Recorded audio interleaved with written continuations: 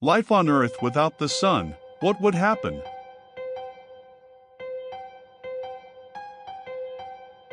If you were living in an area affected by the polar night, this might not seem like a big deal.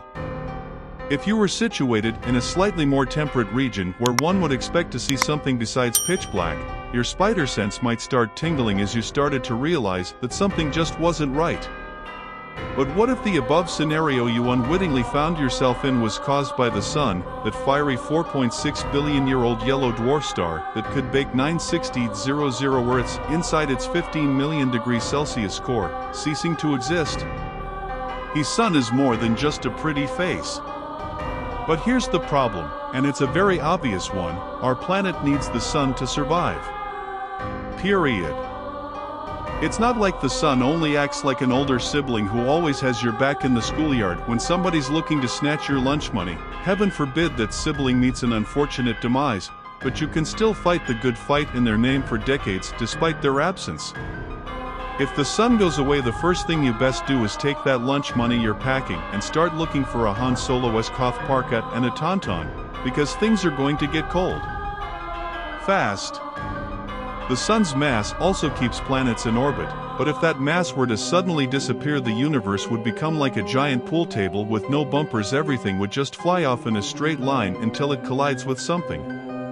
Earth could become the proverbial 8-ball in the corner pocket of the universe as it careens along at the blistering pace of 67,000 miles per hour for potentially billions of years.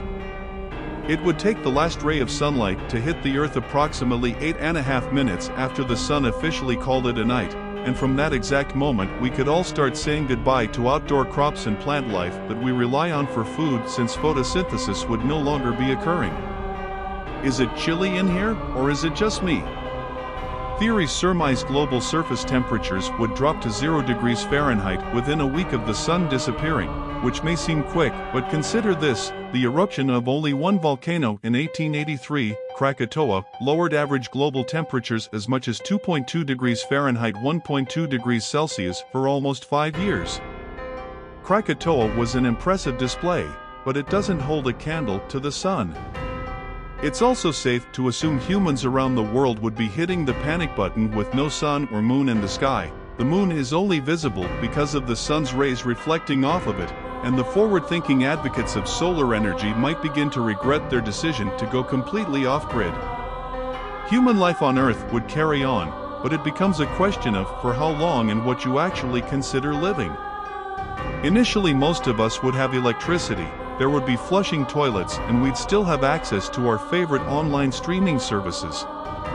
But as we moved on from that first 24 hours of absolute darkness and the days began to pass into weeks, temperatures would continue to drop, as low as -100 degrees Fahrenheit -73 degrees Celsius within the first year. And even though Earth has a molten core that essentially acts like a nuclear reactor, it still wouldn't be enough to fight off the planet-wide freeze.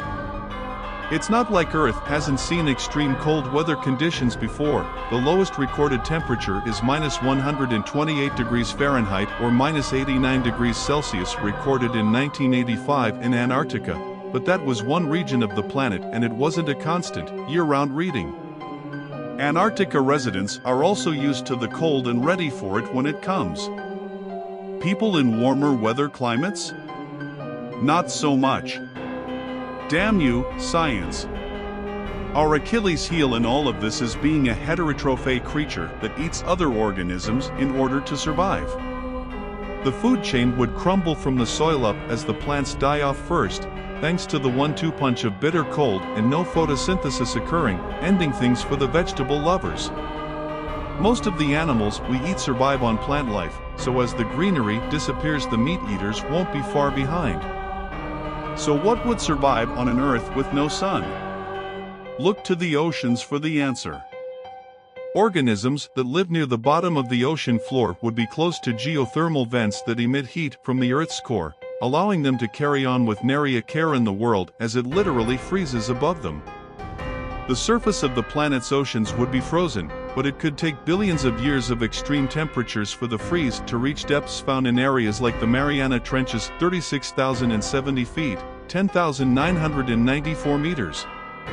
Now, if humankind managed to organize itself in such a manner that we were able to launch submarines into the deepest depths of the ocean, we might have a chance. There'd be no windows to look out of, but if we're lucky we might still be able to stream something decent to watch on television while we waited things out.